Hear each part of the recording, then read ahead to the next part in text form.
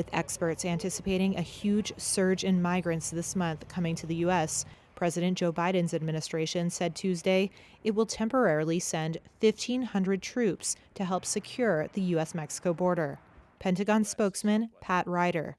For 90 days, these 1,500 military personnel who will be sourced from the active duty component will fill critical capability gaps, such as ground-based detection and monitoring, data entry, and warehouse support until CPB can address these needs through contracted support. Military personnel will not directly participate in law enforcement activities.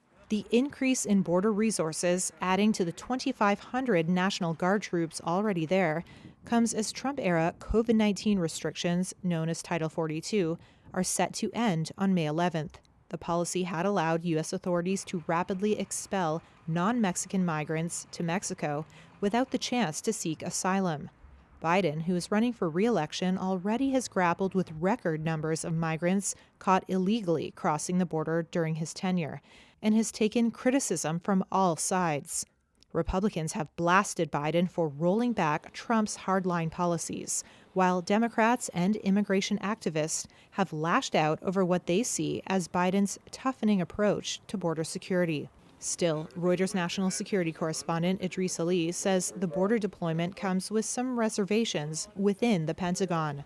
Under President Donald Trump, there was a real push to move thousands of active duty troops to the border for what at times looked like very mundane tasks. Questions have been raised how this is different, how the current deployment of 1,500 active duty troops is going to be different.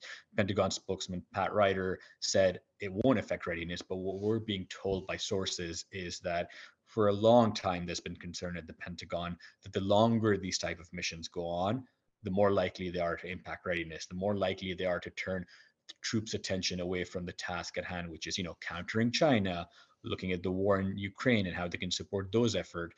U.S. military troops have been used to help secure the border during previous administrations, including under President Bush and Obama. White House Press Secretary Karine Jean-Pierre on Tuesday went so far as to call such deployments a common practice.